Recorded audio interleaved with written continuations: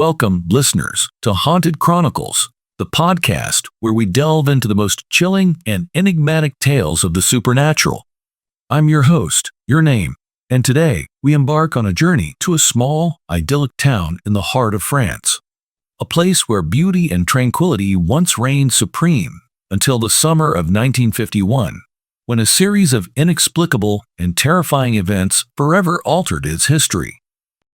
Imagine a town nestled on the banks of the Rhone River, Pont-Saint-Esprit, a serene community where life unfolded peacefully until one fateful day when an ancient, malevolent force emerged from the shadows. This is not a story of mere superstition or folklore. What transpired in Pont-Saint-Esprit over 70 years ago remains one of the most disturbing and mysterious incidents in paranormal history. In this episode, we uncover the unsettling occurrences that gripped the townspeople, leading them to question their reality and fear for their very souls. Was it mass hysteria, a sinister experiment gone wrong, or something far more sinister, an ancient evil awakened from its slumber? Join me as we explore the demon lurking under Pont-Saint-Esprit, a true horror story that will send shivers down your spine and leave you wondering about the darkness that can reside just beneath the surface of our everyday lives. Now, sit back, dim the lights, and prepare to be transported to a time and place where the line between reality and nightmare blurred, and the unseen horrors of the past came back to haunt the present. Let's begin our journey with Part I, the town in turmoil. Our story starts on an ordinary day in Pont-Saint-Esprit.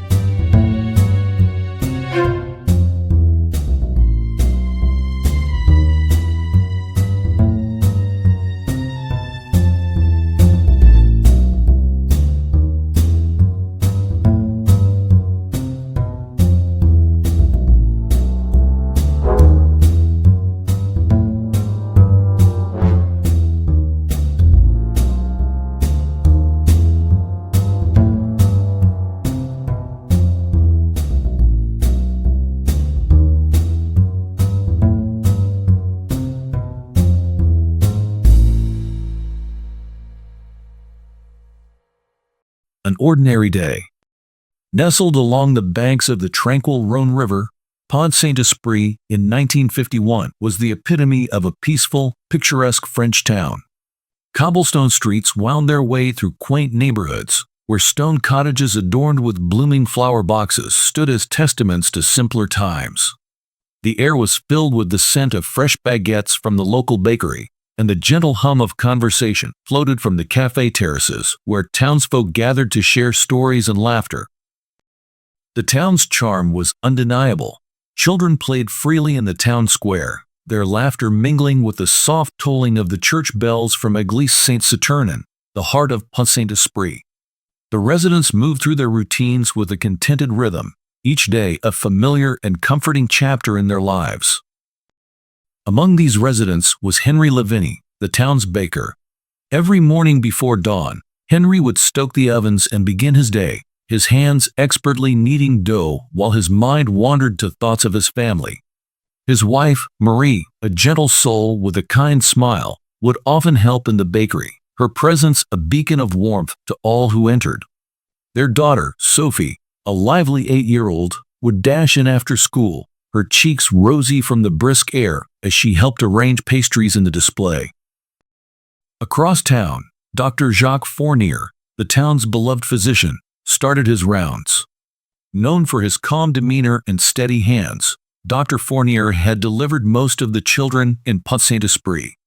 He moved from house to house, his leather bag in tow, offering reassurance and remedies to his patients, who greeted him with gratitude and respect. Life in Pont-Saint-Esprit seemed idyllic, but beneath this veneer of serenity, an unsettling current was beginning to stir.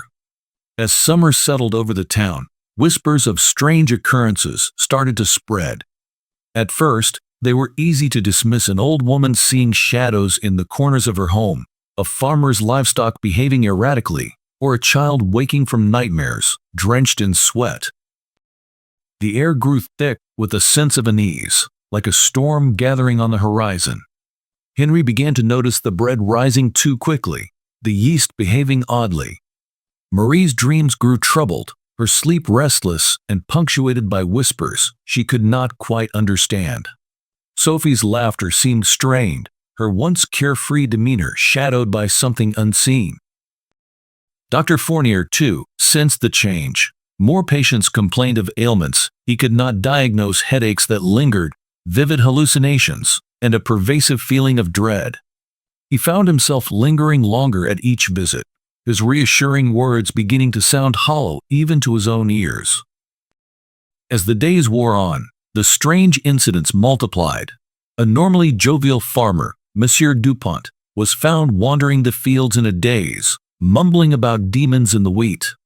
Madame Leroy, known for her vibrant garden, reported seeing her flowers wilt and die overnight, their vibrant colors leached away as if by some unseen force. The townspeople, once united by their shared routines and simple joys, began to withdraw, their trust in each other eroding as paranoia took root. Henry's bakery, once bustling with customers, saw fewer visitors. The cafe terraces grew quieter, the lively chatter replaced by hushed, fearful whispers. Pont-Saint-Esprit was changing, and not for the better. The sense of community was fraying at the edges, unraveling under the weight of an invisible threat. The peaceful rhythm of the town was disrupted, replaced by an air of apprehension and ambiguity. What was happening in Pont-Saint-Esprit? The question lingered, unspoken yet ever present, in the minds of the townspeople as they went about their days, each one more unsettling than the last.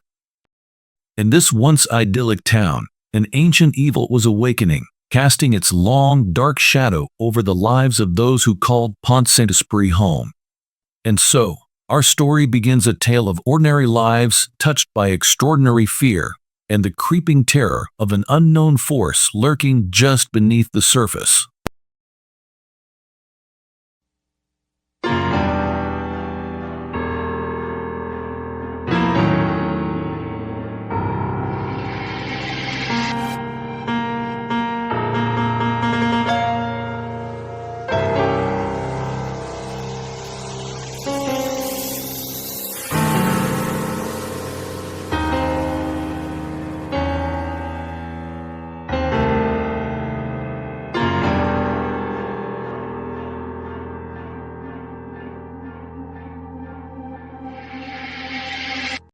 The first signs. As the sun rose over Pont-Saint-Esprit, the town bathed in its golden glow. The eerie undercurrent that had been silently gathering strength began to surface. The initial signs were subtle, almost imperceptible, like the first few drops of rain before a deluge. But soon, the trickle became a torrent, and the tranquil life of the town was thrown into disarray. It started with the children. Little Sophie Lavigne, once so full of life, began to wake in the middle of the night, screaming about shadowy figures that lurked in her room. Her parents, Henry and Marie, tried to comfort her, attributing it to nightmares or an overactive imagination. But the fear in her eyes was real, a deep-seated terror that words could not soothe. Across town, in the cozy home of Madame Dupuy, a widow known for her sharp wit and kind heart, the first signs of something amiss appeared as well.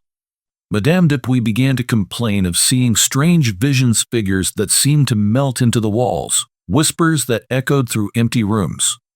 Her friends laughed it off, suggesting she might need glasses or a good night's sleep.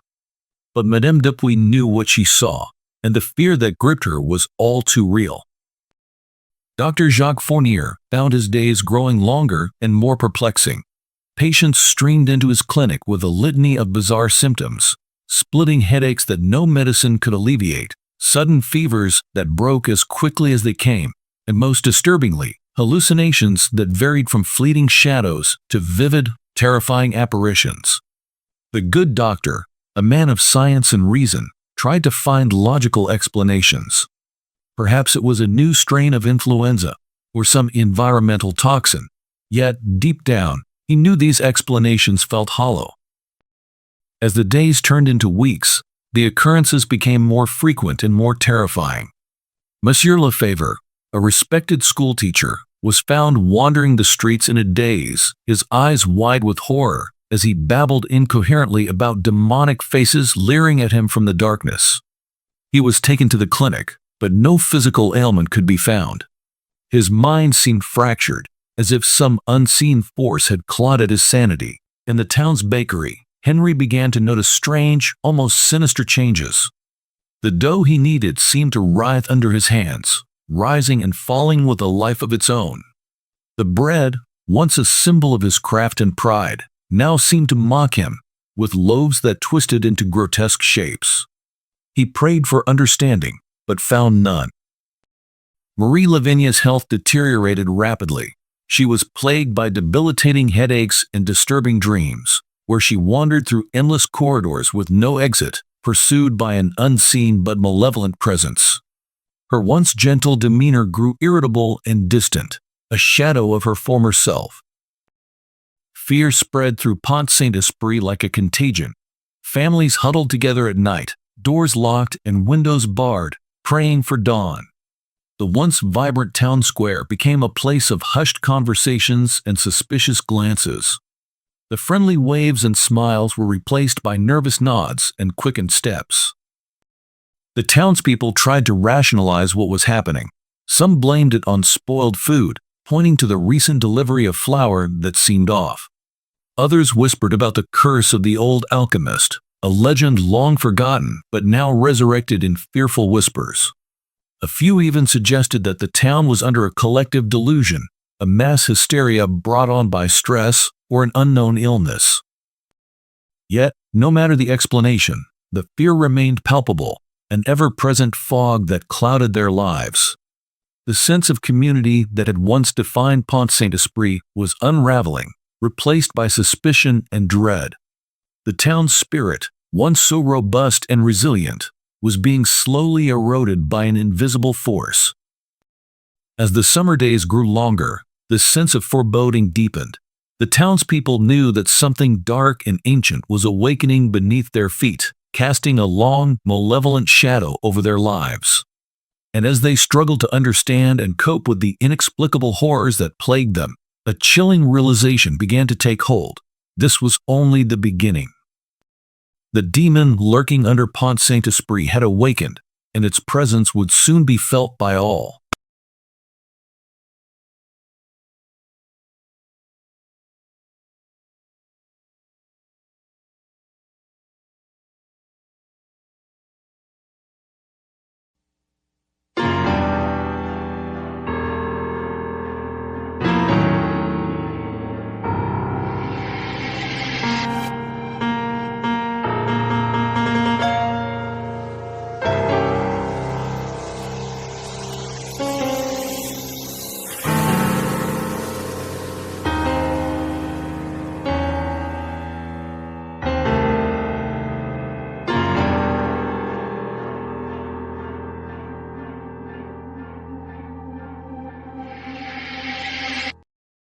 Mass hysteria. The unsettling events that had begun as whispers in the shadows soon erupted into full-blown terror in Pont-Saint-Esprit. The inexplicable symptoms spread like wildfire, sparing no household.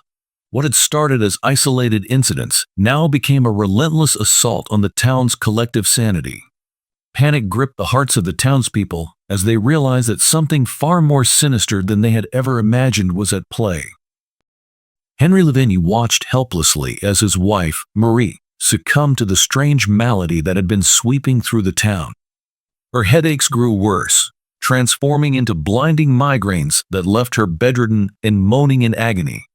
Her once clear blue eyes took on a glassy, vacant stare, and she began to murmur incoherently about dark figures and foreboding whispers. Henry's heart ached as he tried to comfort her, but his words fell on deaf ears. Sophie, their lively daughter, became a ghost of her former self. Her playful laughter was replaced by fits of uncontrollable sobbing.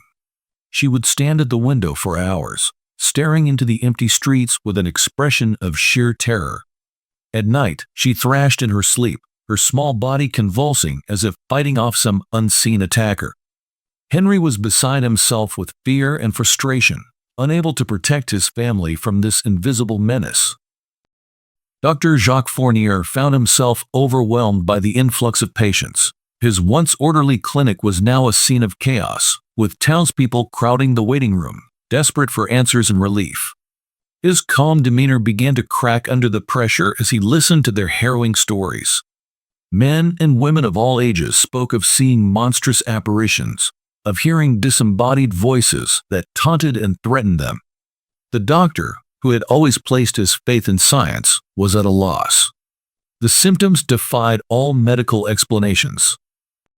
In the town square, where children once played and neighbors chatted, a scene of utter pandemonium now unfolded. People ran through the streets, their faces twisted in fear. Shouts of alarm and cries for help echoed off the stone buildings. Families barricaded themselves inside their homes, turning their once inviting abodes into fortresses against an unseen enemy. The air was thick with tension, and the sense of dread was almost tangible. Madame Dupuy, who had first reported the strange visions, was found in her garden, clawing at the earth as if trying to unearth something buried deep within. Her fingers were bloodied and raw, and her eyes darted wildly.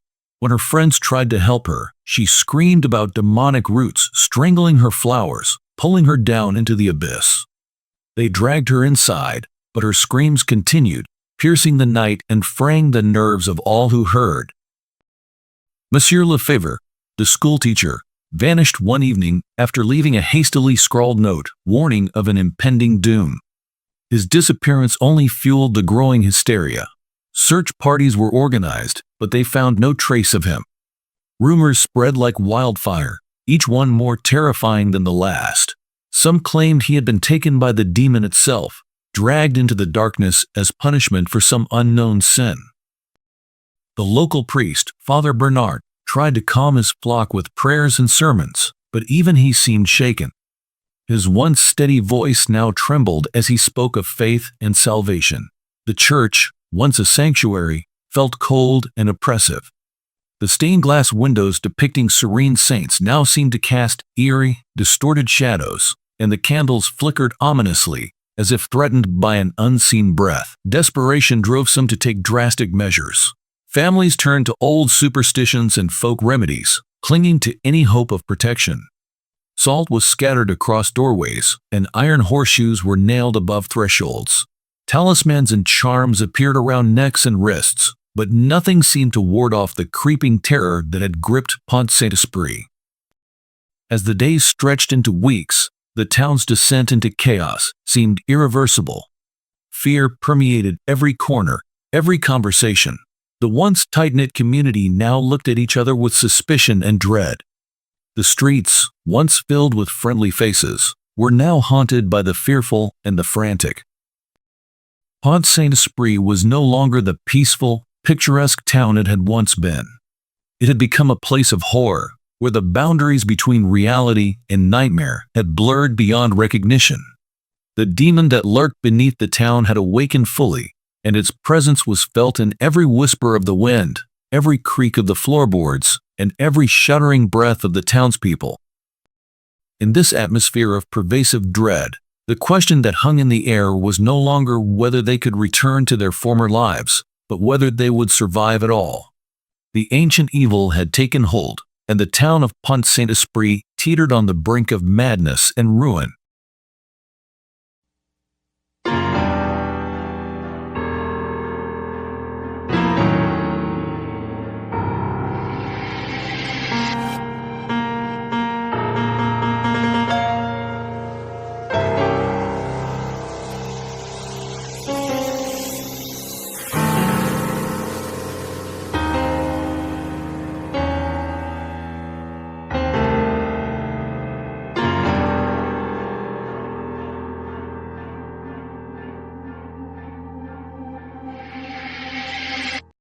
Historical shadows.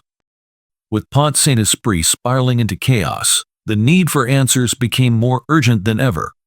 Amid the fear and confusion, a group of researchers and historians arrived in the town, drawn by the disturbing reports and eager to uncover the truth behind the mysterious affliction plaguing its residents.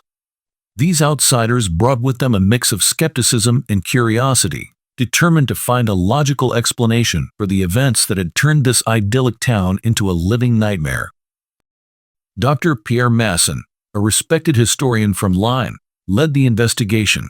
A man of science and reason, he believed that understanding the past could provide crucial insights into the present crisis. Accompanied by a small team, including his assistant, Juliette Martin, a brilliant and meticulous researcher, Dr. Masson began to dig into the town's archives, hoping to uncover any clues that might shed light on the current horrors. The town's records were extensive, chronicling centuries of life in Pont-Saint-Esprit. As the researchers pored over dusty ledgers, yellowed parchments, and faded photographs, a pattern began to emerge. They found references to strange occurrences dating back hundreds of years, incidents eerily similar to what was happening now. People reported seeing ghostly apparitions, experiencing sudden bouts of madness, and succumbing to inexplicable illnesses. The common thread in these accounts was the mention of a dark, malevolent presence. Intrigued and increasingly uneasy, Dr. Masson and Juliette delved deeper, uncovering old legends and folklore that had been passed down through generations. These stories spoke of a demon that had once terrorized the region, a malevolent entity that thrived on fear and suffering. According to the tales, the demon had been summoned centuries ago by a misguided alchemist seeking forbidden knowledge and power. The alchemist, known as Guillaume Leclerc, had lived during the late Middle Ages. Desperate to unlock the secrets of the universe, he delved into the dark arts, seeking to harness the forces that lay beyond the veil of the known world. His experiments grew increasingly dangerous, and the townspeople, wary of his sinister pursuits, shunned him. Undeterred, Leclerc pressed on, eventually calling forth a demon from the depths of the netherworld. The demon, a creature of pure malevolence, unleashed a wave of terror upon Pont-Saint-Esprit. Crops withered, animals sickened, and the townspeople fell victim to madness and despair. The legend spoke of dark shadows that moved with a life of their own, whispers that drove people to the brink of insanity, and apparitions that foretold doom. In a desperate attempt to save their town, the residents banded together to confront the alchemist. A fierce struggle ensued, culminating in Leclerc's death and the sealing of the demon beneath the town. The townspeople performed an ancient ritual, binding the demon to the earth with powerful incantations and symbols of protection. They buried the alchemist's tools and tomes deep within the ground, hoping to bury the evil with them. As Dr. Masson and Juliette uncovered these chilling details, a sense of dread settled over them. The parallels between the ancient legend and the current events were too striking to ignore. It seemed that the demon had been awakened, its prison weakened by the passage of time and the erosion of the protective symbols. The researchers presented their findings to the townspeople, hoping to offer some semblance of an explanation and perhaps a way to combat the evil that had resurfaced. The reaction was mixed. Some clung to the hope that understanding the past could provide a solution, while others dismissed the legends as mere superstition, unwilling to believe that such ancient horrors could be real. Father Bernard, the town's priest, took the findings seriously. He recognized the symbols described in the legend and began to search the church archives for any information that might help reinforce the binding ritual. The church, he believed, held the key to restoring the protective barriers that had once kept the demon at bay. As the researchers and townspeople grappled with the implications of their discoveries, the sense of urgency grew. The demon's influence was spreading, its power increasing with each passing day. The boundary between the natural and the supernatural was thinning, and the horrors of the past were bleeding into the present. Pont-Saint-Esprit stood at a crossroads. The ancient evil had returned, and the town's survival depended on its ability to confront the shadows of history. The path ahead was fraught with danger and uncertainty, but one thing was clear: The demon that lurked beneath Pont-Saint-Esprit was no longer content to remain in the shadows. It had risen, and its hunger for fear and suffering was insatiable. In the face of such overwhelming darkness, the townspeople had to decide whether to succumb to despair or to fight for their lives and their future. The battle for Pont-Saint-Esprit had only just begun.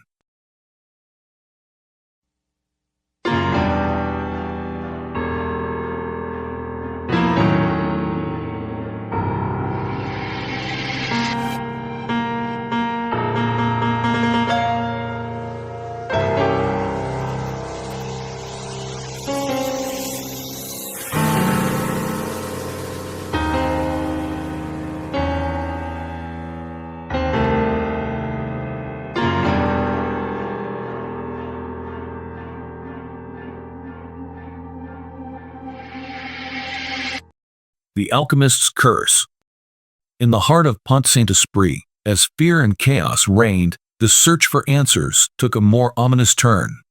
Dr. Pierre Masson and his team of researchers, along with Father Bernard, delved deeper into the town's dark history.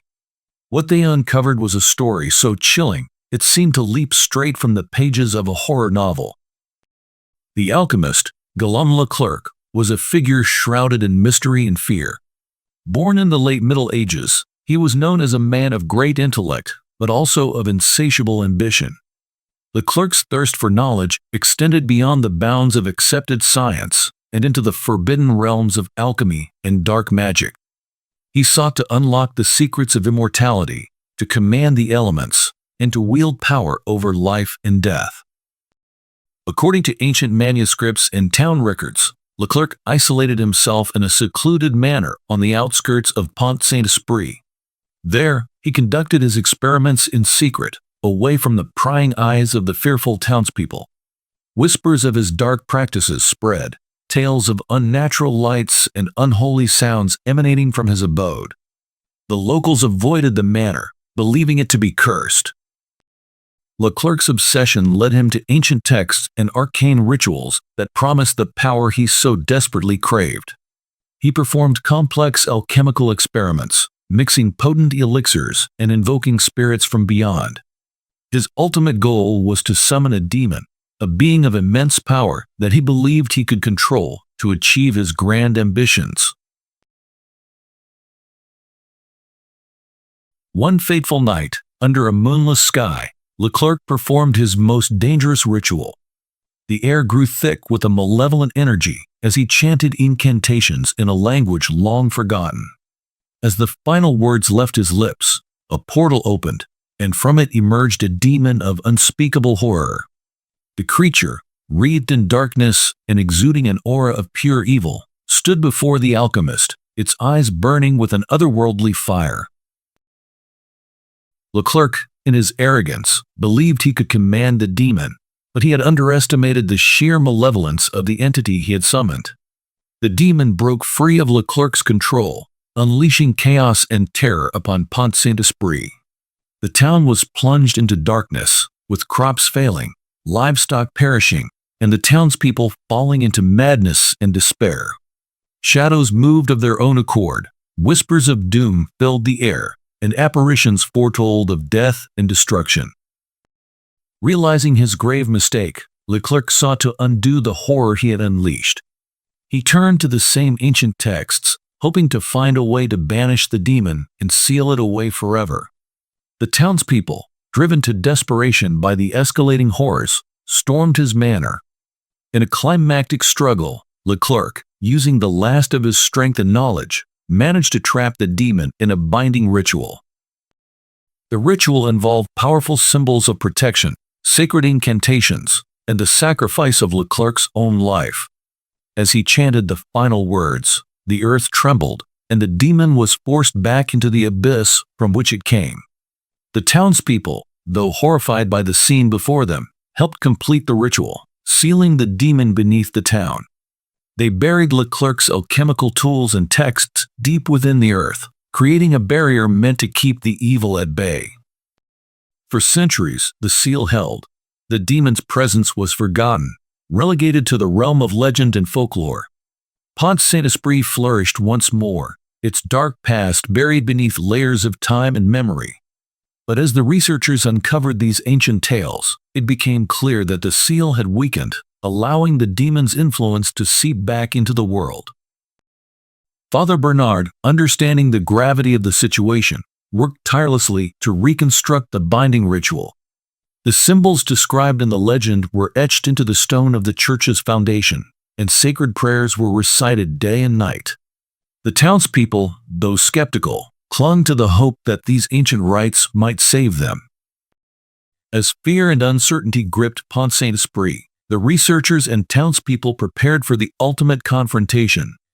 The alchemist's curse had returned, and the demon's shadow loomed ever larger over the town. They knew that to survive, they would have to face the ancient evil head-on, armed with the knowledge of the past and the hope of redemption. The question remained, would the binding ritual be enough to quell the demon once more, or had its power grown too great during its centuries of confinement? The fate of Pont-Saint-Esprit hung in the balance, as the battle between light and darkness reached its terrifying climax.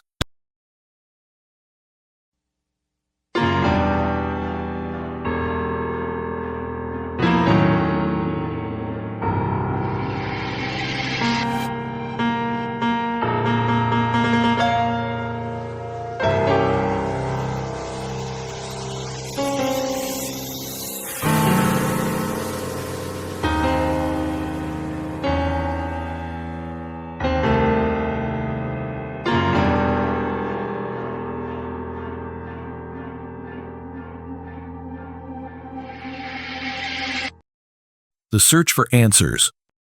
As the terror in Pont-Saint-Esprit continued to escalate, the desperate cries for help reached far beyond the confines of the small French town. News of the bizarre and horrifying events spread rapidly, capturing the attention of the authorities, scientists, and even paranormal investigators. Each group, driven by its own motivations and beliefs, descended upon Pont-Saint-Esprit, hoping to unravel the mystery that had gripped the town. The French government, alarmed by the reports, sent a team of health officials and law enforcement to investigate. Led by Inspector Jean-Paul Dubois, a man known for his thoroughness and skepticism, the team set up a temporary headquarters in the town hall. They began their investigation by interviewing the afflicted townspeople, documenting their symptoms, and collecting samples of food, water, and air for analysis. Inspector Dubois, a man of reason and logic, was convinced that there had to be a scientific explanation for the madness consuming the town.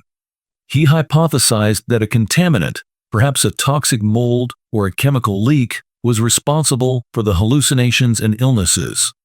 The samples were sent to laboratories in Paris for testing, but the results were inconclusive. No known pathogen or toxin could account for the wide range of symptoms and the sheer scale of the outbreak. Simultaneously, a group of esteemed scientists from the Pasteur Institute arrived, led by Dr. Émile Moreau, a renowned epidemiologist. Dr. Moreau, intrigued by the reports of mass hallucinations and psychological disturbances, proposed that the townspeople might be suffering from ergotism, a condition caused by consuming rye infected with ergot fungus. Ergotism, historically known as St. Anthony's fire, could cause severe convulsions, hallucinations, and even madness. Dr. Moreau's team conducted thorough examinations of the local grain supplies and found traces of ergot in some samples. This discovery seemed to lend credence to the ergotism theory. However, not all the affected individuals had consumed the contaminated grain, and the symptoms varied too widely to be attributed solely to ergot poisoning. The scientific community remained divided, with some supporting Dr. Moreau's theory and others pointing out its inconsistencies. Adding to the cacophony of voices were the paranormal investigators. Among them was the enigmatic Professor Alphonse Renard, a self-proclaimed expert in the occult and supernatural phenomena. Professor Renard, with his piercing gaze and eccentric demeanor, arrived with a team of assistants armed with strange equipment designed to detect spiritual disturbances. Renard's theories were radical and unsettling. He believed that the town's troubles were caused by a powerful malevolent spirit awakened from its slumber by some unknown catalyst. His team conducted seances, used divining rods, and employed various esoteric methods to communicate with the spirit world. Renard claimed to have detected a dark energy emanating from the earth beneath Pont-Saint-Esprit, an energy that he insisted was the source of the town's torment. The involvement of these various groups led to a clash of theories and egos. Heated debates broke out in the town hall, with Inspector Dubois demanding concrete evidence, Dr. Moreau advocating for a medical approach, and Professor Renard warning of supernatural dangers. The townspeople, caught in the middle of this maelstrom of conflicting opinions, grew increasingly anxious and desperate for a solution. Marie Lavigne, whose condition had worsened, became the focal point of much of the investigation. Henry, her husband, allowed the scientists and paranormal investigators to examine her, hoping they could find a cure. Marie's hallucinations had become more vivid and terrifying, her body racked with spasms, and her mind trapped in a nightmarish reality.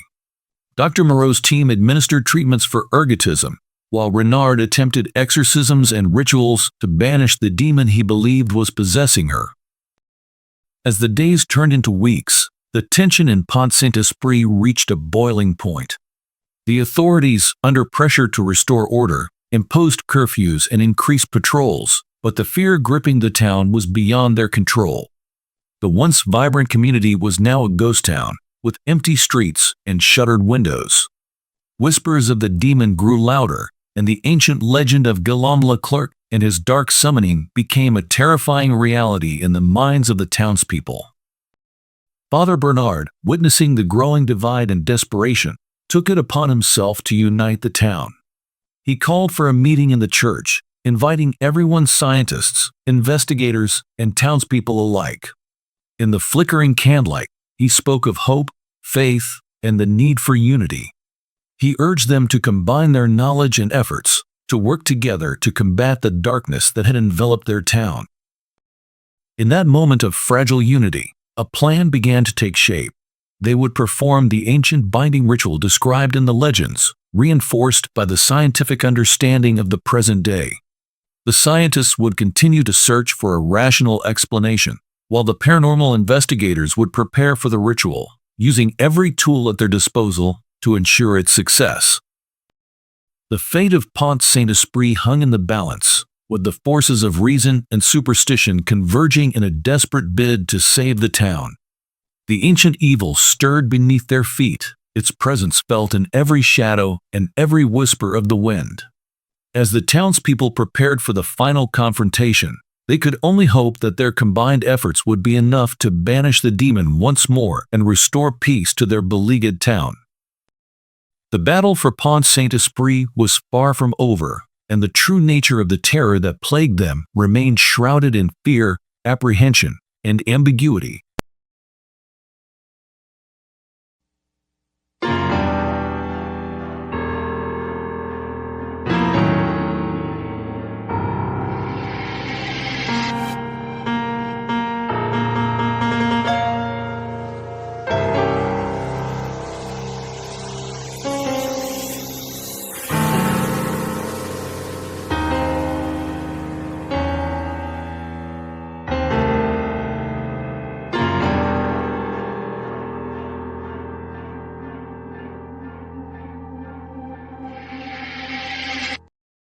Whispers in the darkness. As the days turned into a relentless march of fear and uncertainty, the true horrors of Pont-Saint-Esprit began to surface through the voices of those who had witnessed the inexplicable. Eyewitness accounts of supernatural occurrences and encounters with the alleged demon painted a chilling picture of the malevolent force that gripped the town. The tales told by survivors were filled with fear, apprehension, and ambiguity, each one adding a new layer to the growing nightmare. Henry Lavigne, still reeling from his wife Marie's descent into madness, recounted his own harrowing experience. Late one night, he had been jolted awake by a cold, oppressive presence in their bedroom. As he struggled to sit up, he saw a shadowy figure standing at the foot of the bed, its eyes glowing with an eerie, malevolent light. Paralyzed with fear, he could only watch as the figure moved closer, whispering incomprehensible words that filled his mind with a terror he had never known. When the figure finally vanished, Henry was left trembling, drenched in sweat, and convinced that the demon had marked his family. Sophie Lavigne, their young daughter, spoke in hushed tones about the nightmares that plagued her sleep. She described a dark, twisted landscape where the ground oozed with blood and shadowy figures lurked in every corner. In her dreams, she would hear a voice, soft and sinister, calling her name and promising terrible things if she didn't obey. The voice seemed to follow her even when she was awake, whispering from the shadows and driving her to the brink of insanity. Madame Dupuy, one of the first to experience the strange visions, recounted an encounter that had left her deeply shaken. She had been tending to her garden when she felt a sudden chill, as if the very air around her had turned to ice. Looking up, she saw a dark shape moving among the trees, its form shifting and undulating like smoke. As it drew closer, she could see eyes burning, hate-filled eyes that seemed to bore into her very soul. The figure reached out with a clawed hand, and in that moment, she was overwhelmed by a sense of impending doom. She collapsed to the ground, her body racked with uncontrollable tremors until the figure disappeared as suddenly as it had appeared.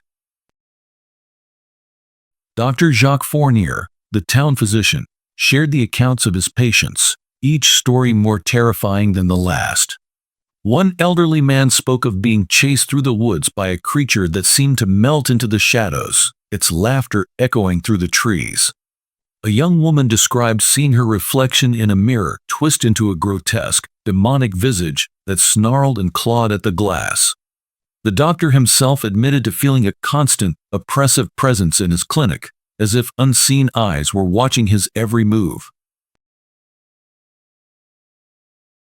The testimonies of these survivors painted a picture of a town under siege by an unseen, malevolent force. Professor Alphonse Renard, the paranormal investigator, interviewed several townspeople who claimed to have direct encounters with the demon. One man, Pierre Lemaitre, described a night when he had ventured into the forest, hoping to find some explanation for the strange occurrences. As he walked deeper into the woods, he felt an overwhelming sense of dread, as if he were being watched. Suddenly, the trees around him seemed to close in, and he saw a figure standing in the clearing ahead. The figure was tall, its body cloaked in darkness, with eyes that glowed like embers. It spoke to him in a voice that seemed to come from everywhere and nowhere, filling his mind with thoughts of despair and hopelessness. Terrified, Pierre turned and fled, not stopping until he was safely back in his home, where he barricaded the doors and windows against the unseen threat. Marie Lavigne, in her moments of lucidity, spoke of a dark force that whispered to her, promising freedom from her pain if she would only surrender to its will. She described visions of a world consumed by darkness, where the boundaries between the living and the dead were blurred, and the demon ruled supreme. Her words, though fragmented and disjointed, hinted at a deeper understanding of the malevolent presence that had invaded Pont-Saint-Esprit. Father Bernard, driven by his faith and a desire to protect his flock, listened intently to these stories. He conducted interviews with the survivors, documenting their experiences and searching for common threads. The descriptions of the demon varied, but certain details remained consistent: the glowing eyes, the whispering voice, and the overwhelming sense of dread that accompanied each encounter. The priest's heart ached for his parishioners, and he vowed to do everything in his power to banish the evil that had taken hold of their lives. As the accounts of these supernatural encounters spread, the fear and paranoia among the townspeople intensified. Many refused to leave their homes after dark, while others formed small groups, hoping that safety could be found in numbers. The once tight-knit community was now fractured by fear, each resident wary of their neighbor and the darkness that seemed to lurk around every corner. Despite the conflicting theories and mounting tension, one thing was clear: the people of Pont-Saint-Esprit were facing something far beyond their understanding. The demon, whether a figment of their collective fear or a genuine supernatural entity, had left an indelible mark on the town. Its presence was felt in every shadow, every whisper of the wind, and every fearful glance exchanged between neighbors. As the authorities, scientists, and paranormal investigators continued their work, the townspeople clung to the hope that a solution could be found. But with each passing day, the line between reality and nightmare grew thinner, and the ancient evil that had been awakened seemed ever more powerful and insatiable. The battle for the soul of Pont-Saint-Esprit was far from over, and the true extent of the demon's power remained shrouded in fear, apprehension, and ambiguity. The town stood on the precipice of darkness, its fate hanging in the balance as the forces of good and evil prepared for the final confrontation.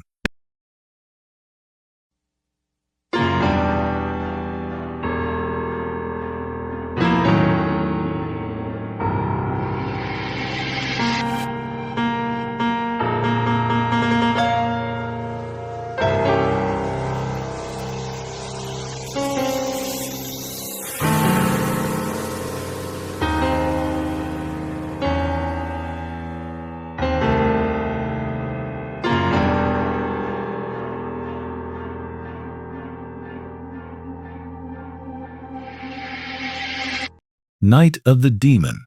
The sun set over Pont-Saint-Esprit, casting the town into a twilight that seemed darker and more oppressive than ever before. As the last rays of light disappeared behind the hills, an unnatural stillness settled over the streets. The townspeople, already on edge from the weeks of strange occurrences, sensed that this night would be different, a night of unspeakable terror. It began with a sudden drop in temperature, the warm summer evening turning icy cold. Windows frosted over, and breath came out in visible puffs. The wind picked up, howling through the narrow streets, carrying with it faint whispers that seemed to speak directly into the minds of those who heard them. The air was thick with apprehension, every creak of the floorboards, every rustle of leaves outside, amplifying the fear that had taken root in the hearts of the residents. Henry Livigny was the first to feel it. As he sat by his wife Marie's bedside, he noticed the shadows in the room lengthening and darkening, moving in ways that defied the light of the flickering candles. A chill ran down his spine as he saw Marie's eyes snap open, her gaze fixed on something unseen in the corner of the room. She began to scream, a blood-curdling sound that echoed through the house and into the streets. Outside, the town was descending into chaos. People ran from their homes, their faces masks of sheer terror. Children cried out for their parents, who were too paralyzed by fear to respond. The church bell began to toll on its own, the deep, resonant clangs ringing out a mournful dirge. The once peaceful town square was now a scene of pandemonium, as townspeople gathered, seeking solace in numbers, but finding only more fear. Dr. Jacques Fournier rushed to the town square, hoping to provide some semblance of order. His medical expertise was useless against the fear gripping the town. He saw a woman standing in the center, her eyes wide and unseeing, muttering prayers under her breath. Nearby, a man fell to his knees, clutching his head and screaming about visions of hellfire and brimstone. The air was thick with cries of anguish and desperation. Father Bernard, driven by a sense of duty to protect his flock, arrived at the square, clutching his crucifix. He began to lead the people in prayer, his voice steady, but his heart pounding with fear. The words of the prayers were drowned out by the increasing wind and the whispers that seemed to come from all directions. The ground beneath their feet trembled, and an unearthly roar echoed through the night, as if the very earth was crying out in pain. At the edge of town, the manor that had long been a source of fear and mystery loomed even more ominously. Its windows glowed with an eerie, otherworldly light, and shadows flitted across the walls, moving with a life of their own. Inside, Professor Alphonse Renard and his team of paranormal investigators faced the heart of the darkness. Their equipment beeped and whirred, detecting levels of supernatural activity beyond anything they had ever encountered. Renard watched in horror as one of his team members was lifted off the ground by an invisible force, his body contorting in mid-air before being thrown across the room.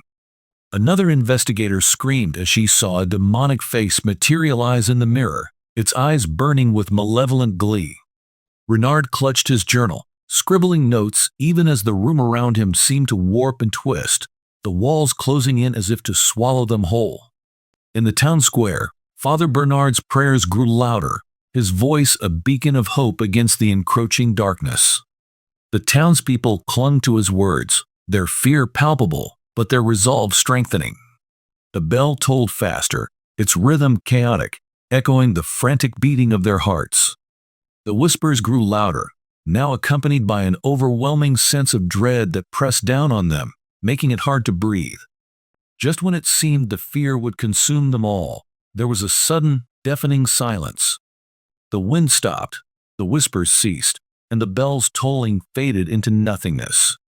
For a moment, the town was plunged into an eerie calm, the kind that comes before a storm. And then it came.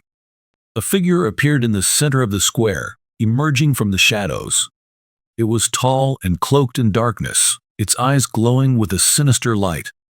The demon had made itself known. The townspeople recoiled in horror, their eyes wide with fear as they took in the sight of the malevolent entity that had tormented them for so long.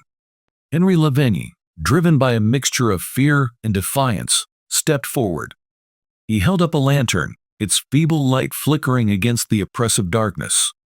The demon turned its gaze on him, and Henry felt a wave of cold, paralyzing fear wash over him. But he did not back down. He took a step closer, his voice trembling but resolute as he called out to the entity. "Leave us be," he demanded, his voice cracking. "You have no power here." The demon's response was a low, guttural laugh that echoed through the night, filling the town with a sense of hopelessness. It raised a clawed hand, and the ground beneath Henry's feet began to crack and split. The townspeople screamed and scattered, but Henry stood his ground, refusing to be cowed by the malevolent force. Father Bernard joined Henry, holding up his crucifix and chanting prayers with renewed fervor. The demon recoiled slightly, its form flickering as if struggling against the power of the prayers. The townspeople, seeing the courage of Henry and Father Bernard, began to join in the prayers, their voices rising in a chorus of defiance against the darkness. The demon's form wavered, its eyes flickering with a mixture of anger and fear. The ground beneath the town continued to tremble, but the power of the collective prayers seemed to weaken the entity. With one final, enraged roar, the demon vanished, leaving behind an echoing silence and a town on the brink of collapse. As the first light of dawn broke over Pont-Saint-Esprit, the townspeople emerged from their homes, their faces haggard but hopeful. The demon was gone, but the scars of its presence remained. Henry and Father Bernard stood together in the town square, their bodies exhausted but their spirits unbroken. The night of the demon had tested the town in ways they could never have imagined, but in the end, their collective strength and courage had prevailed. The battle was over, but the story of Pont-Saint-Esprit would be told for generations, a cautionary tale of the thin veil between our world and the darkness that lurks just beyond the edge of understanding. The town had faced the demon and emerged victorious, but the fear, apprehension, and ambiguity of that night would never be forgotten.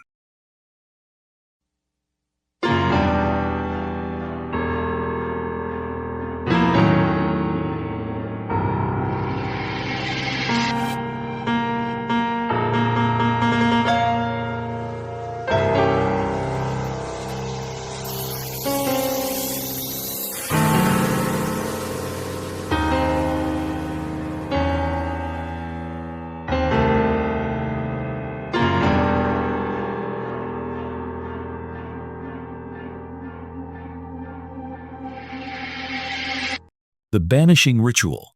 In the aftermath of the most intense night of horror Pont-Saint-Esprit had ever experienced, a fragile calm settled over the town.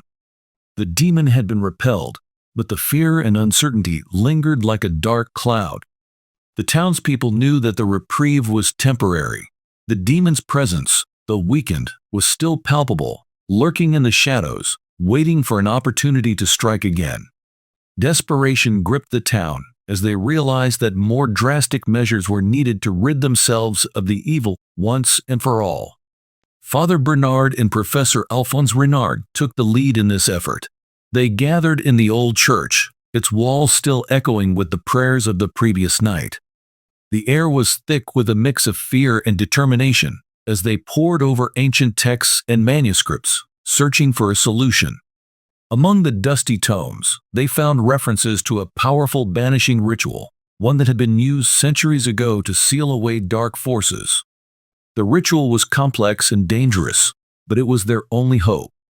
The townspeople were summoned to the church, their faces pale but resolute. They formed a tight circle around the altar, where Father Bernard and Professor Renard had laid out the necessary components for the ritual. Candles flickered, casting long, wavering shadows on the stone walls. The atmosphere was charged with tension and anticipation, every sound amplified in the oppressive silence. Father Bernard addressed the assembled crowd, his voice steady but filled with urgency. "We stand on the brink of salvation or destruction," he began. "This ritual is our last hope to banish the demon and reclaim our town. We must have faith and courage. Together, we can drive this evil from our midst." Professor Renard stepped forward, holding an ancient scroll. "This ritual requires all of us to participate," he explained.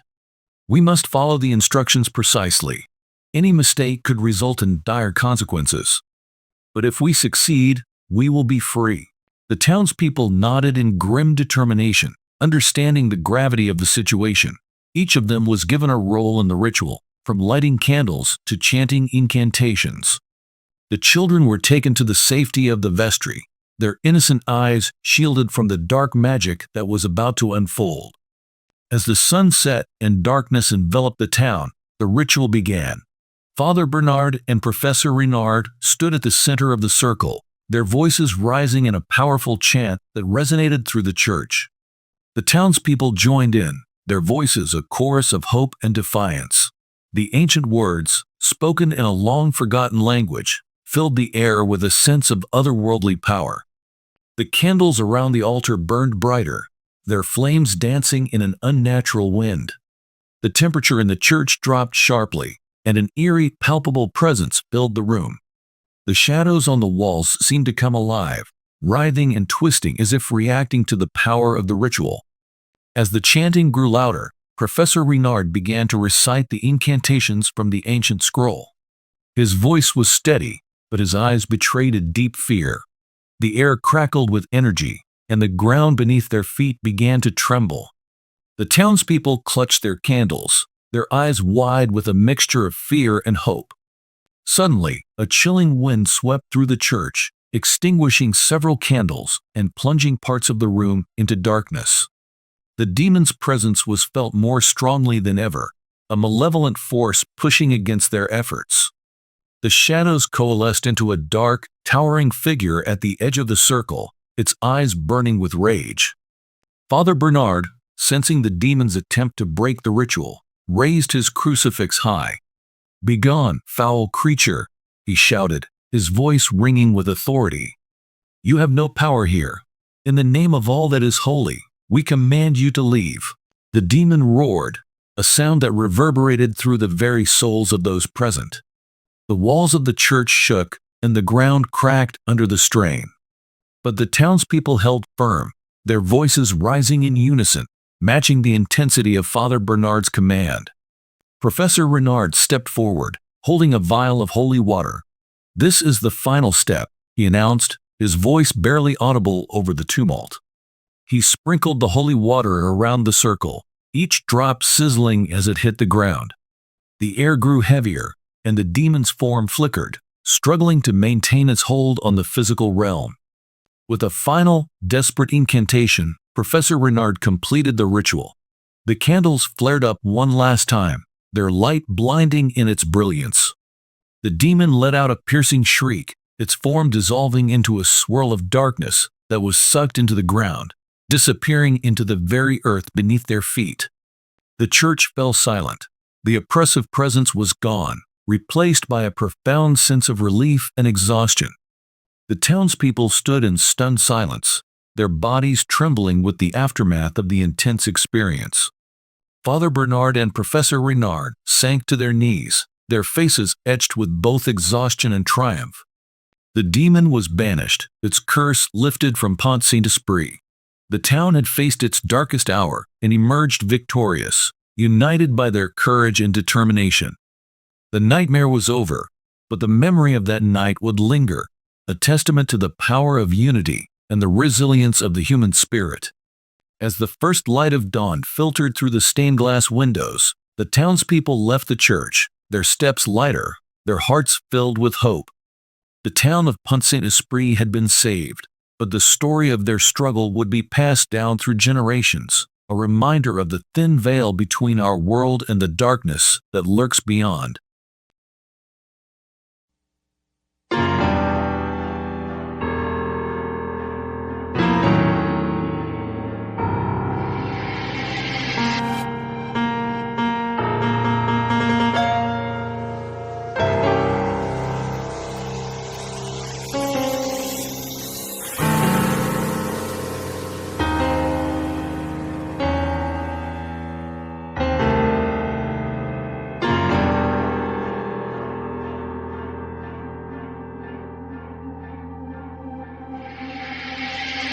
Aftermath and healing. The dawn that followed the night of the ritual was like no other.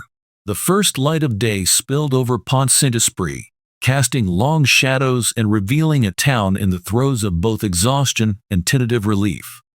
The demon had been banished, its dark presence dissolved into the earth, but the lingering fear and the scars of the night's terror remained. The townspeople emerged from the church, their faces pale and drawn, but their eyes filled with a glimmer of hope. They had faced the unimaginable and survived. As they stepped into the early morning light, they saw their town with new eyes, a place that had endured great darkness and was now ready to heal. Henry Lavigne stood with his daughter Sophie by his side, the weight of the night evident in his stooped shoulders. He looked around at his neighbors, his friends, all of them united by the shared trauma and the determination to rebuild. Father Bernard, still holding his crucifix, offered a prayer of thanksgiving, his voice steady but laced with fatigue. The town square, once a scene of chaos, was now eerily quiet. The remnants of the night's terror were visible everywhere: broken windows, overturned carts, and the lingering scent of fear. Yet, there was also a sense of calm, a fragile peace that promised the possibility of recovery. People began to help each other, lifting fallen beams, picking up debris, and offering comforting words to those still shaken by the ordeal. Dr. Jacques Fournier set up a temporary clinic in the town hall, attending to those who were injured or suffering from the lingering effects of the demon's influence. He moved with a quiet efficiency, his reassuring presence a balm to the frightened townspeople. As he bandaged wounds and administered medicine, he listened to their stories, their voices trembling as they recounted their encounters with the supernatural. In the midst of this, Professor Alphonse Renard and his team of paranormal investigators gathered their equipment, their faces etched with a mixture of exhaustion and curiosity. They had faced the unknown and survived, but questions still lingered. Renard's journal was filled with notes and sketches, a testament to the bizarre and terrifying events that had transpired. He knew that while the immediate danger was gone, the mystery of the demon's origins and the ritual's power would haunt him for the rest of his life. Madame Dupuy, the elderly woman who had been so vocal about the demon's return, walked through the town with a determined stride. She checked on her neighbors, offering them comfort and reminding them of their strength. Her belief in the ancient legends had been vindicated, and she felt a renewed sense of purpose in helping her community heal. As the days turned into weeks, the town slowly began to return to a semblance of normalcy.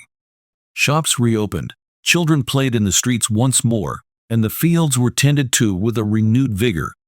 The church became a place of refuge and reflection, its doors open to anyone seeking solace. Father Bernard held regular services, his sermons focusing on resilience, hope, and the power of community. Yet, despite the outward signs of recovery, the memory of the demon's terror lingered. Nightmares plagued many, and the whisper of fear was never far from their minds. The townspeople were cautious, their eyes often glancing over their shoulders as if expecting the shadows to come alive once more. The nights were still tinged with an uneasy quiet, and the wind carried with it a reminder of the darkness that had once enveloped their town. Henry Lavigny found solace in his family, holding Sophie close and reassuring her that the worst was behind them. Together, they worked to rebuild their home, each nail and beam a step towards healing. Henry often found himself gazing into the distance, his thoughts drifting to the night of the ritual and the strength it had taken to face the demon. He knew that the true power of Pont-Saint-Esprit lay in its people, their courage, their unity, and their unwavering spirit. The town of Pont-Saint-Esprit had been tested in ways unimaginable, but it had emerged stronger, its bonds forged in the crucible of fear and hope. The legend of the demon and the night it was banished would be passed down through generations, a story of resilience and the thin veil between our world and the darkness beyond. As the sun set each evening, casting long shadows over the town, the people of Pont-Saint-Esprit would light their lamps and gather together, a symbol of their shared strength and the light that had driven away the darkness. And while the memory of the demon would never fully fade, the town had found its way back to the light, ready to face whatever the future might hold.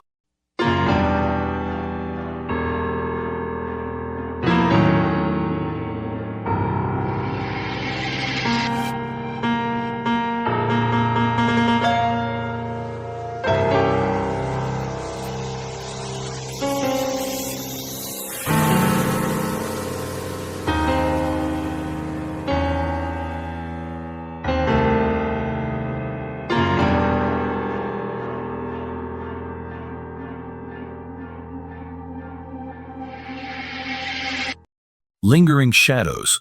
As the weeks turned into months, the town of Pont-Saint-Esprit began to heal.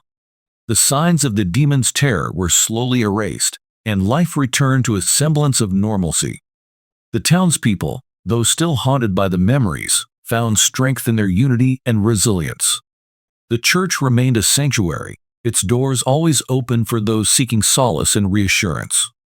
However, beneath the surface of this fragile peace, a dark undercurrent persisted.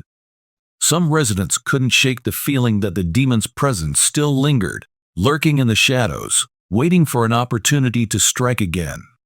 These fears, initially dismissed as remnants of trauma, began to gain traction as unexplained phenomena continued to plague the town. It started subtly, a chill in the air that seemed to follow certain individuals, a sense of being watched when no one was there.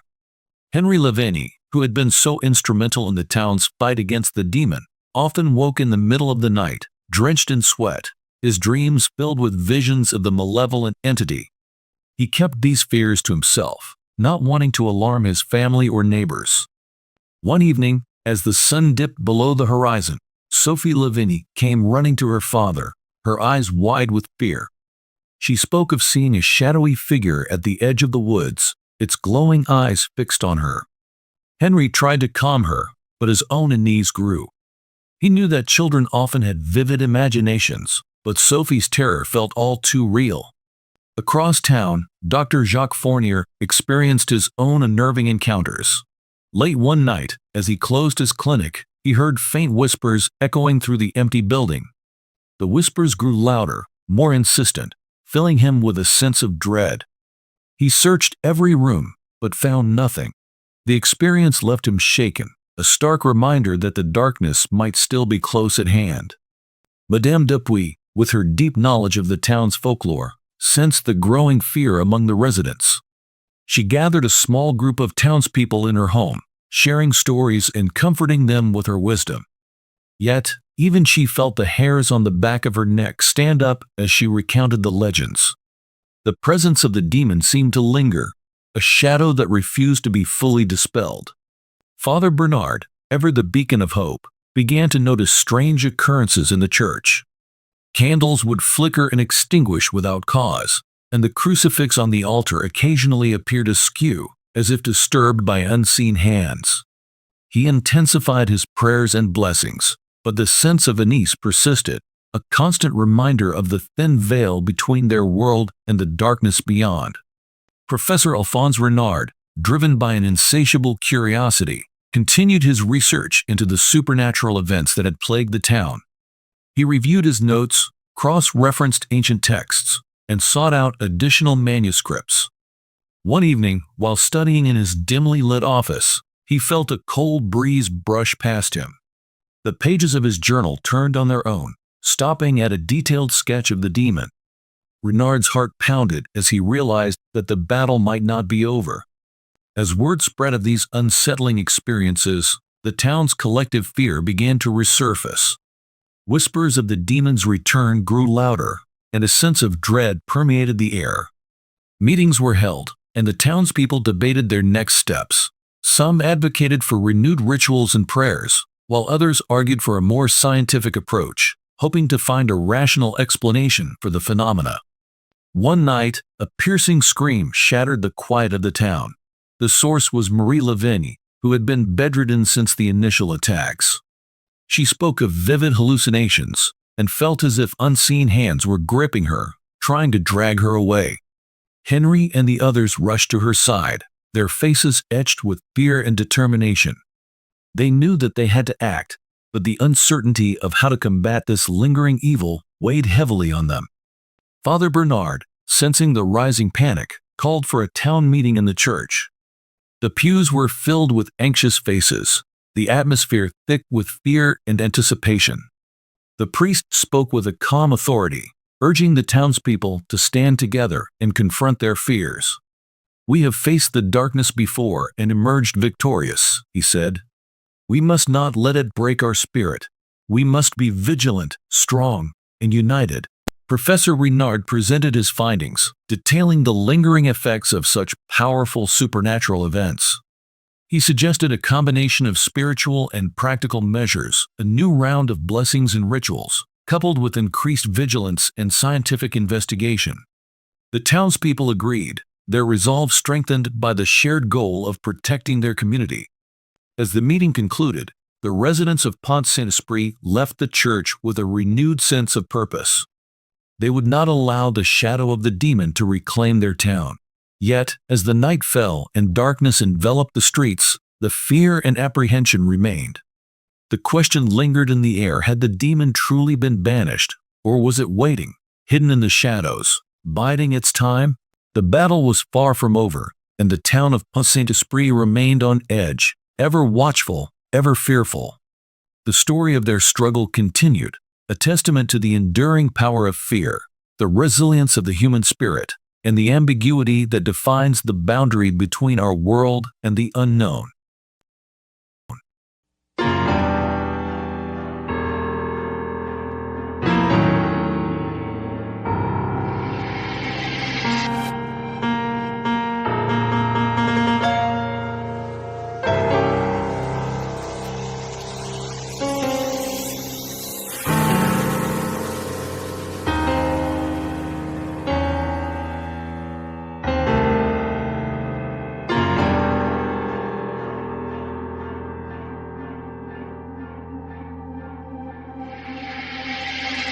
Reflections through time. Decades have passed since the dark days of 1951, when Pont-Saint-Esprit faced the malevolent presence that threatened to consume it. The town, now much changed, carries the memories of those harrowing events like faded scars. The streets have been repaved, new buildings have risen, and the town square hums with the daily life of a community that has moved forward. Yet, the legend of the demon lingers, an indelible part of the town's history. Modern Pont-Saint-Esprit is a blend of old and new, where the past is never too far beneath the surface.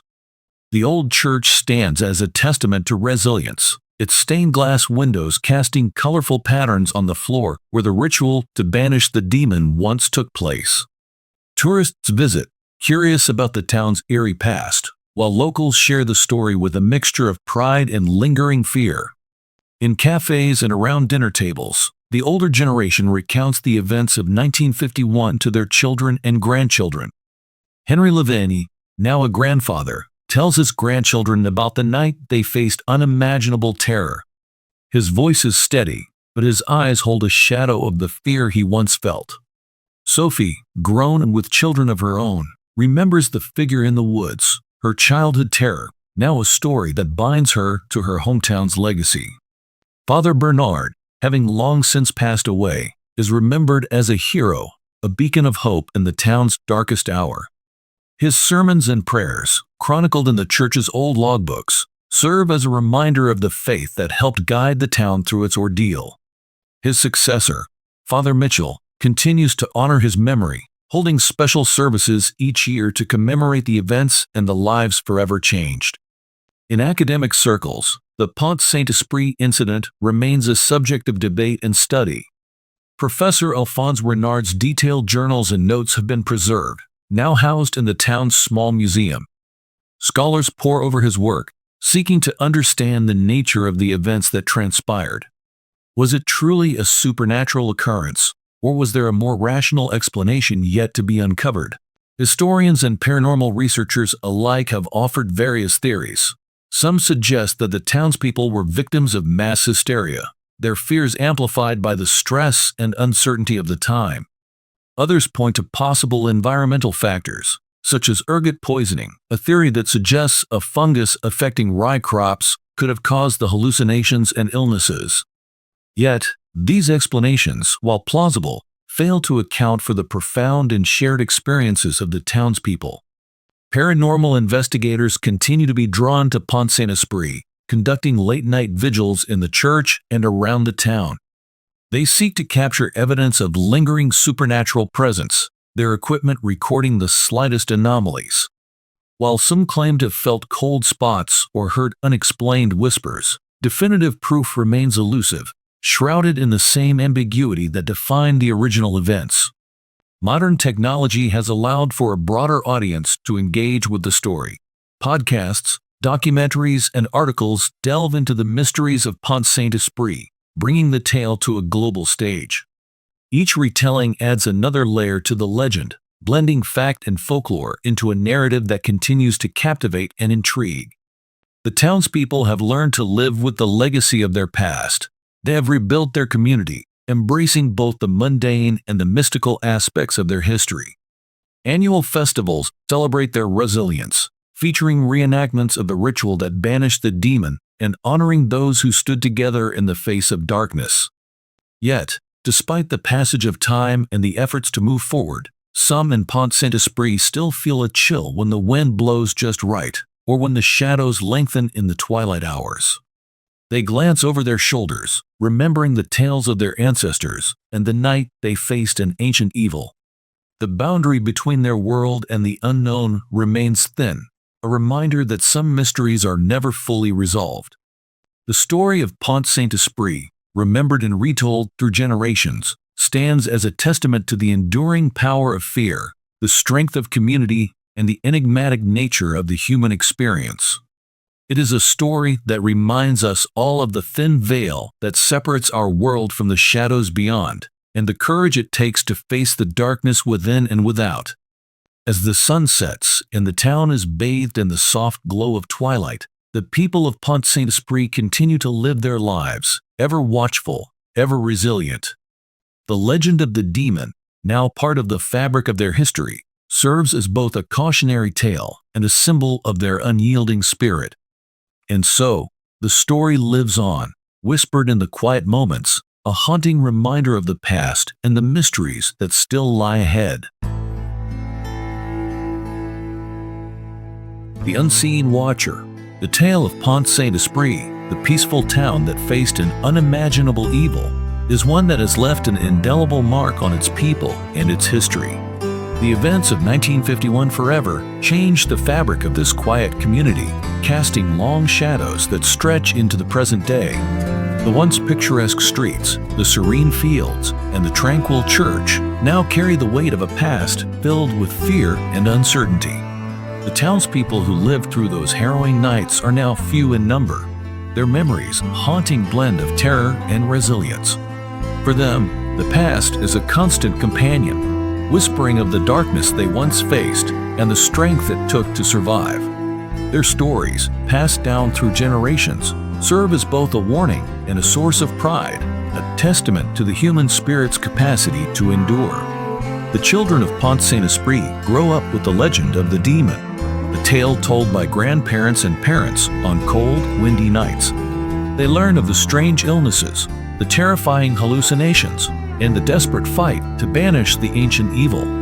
The story shapes their understanding of their town, imbuing their everyday lives with a sense of vigilance and caution. The church, with its stained glass windows and ancient pews, remains a place of refuge and reflection. Each year, on the anniversary of the demon's banishment, the townspeople gather to honor their shared history. Candles are lit, prayers are whispered, and the old hymns fill the air, a collective act of remembrance and resilience. Father Mitchell leads the congregation in these solemn ceremonies, his voice echoing the words of Father Bernard, reminding the town of the power of faith and unity. Yet, despite the rituals and the passage of time, there remains an undercurrent of fear and ambiguity. The unexplained phenomena that have persisted over the years, cold spots, whispers in the night, shadowy figures glimpsed at the edge of the woods, serve as unsettling reminders that the boundary between our world and the unknown is thin and fragile. Speculation about the demon's return is a topic of hushed conversations and academic debate. Some believe that the rituals and blessings have successfully sealed the evil away, while others fear that the demon is merely lying in wait, biding its time until the conditions are right for its return. Paranormal investigators continue to visit the town, their equipment capturing faint traces of the unexplained, fueling the enduring mystery. In this small French town, vigilance has become a way of life. The townspeople know that the past cannot be forgotten, and that the shadows may yet hide remnants of the darkness they once faced.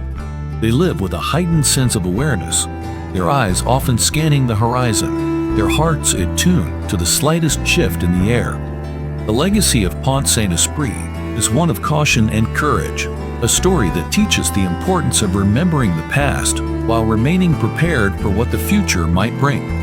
The events of 1951 are a reminder that some forces are beyond our understanding, and that the battle between light and darkness is never truly over. And so, as the sun sets over Pont-Saint-Esprit, casting long, eerie shadows across the town, the people continue to watch and wait. The story of the demon, a chilling chapter in their history, serves as a constant reminder of the unseen watcher in the night and the unyielding vigilance required to keep the darkness at bay. As we draw our tale to a close, we leave you with a lingering question.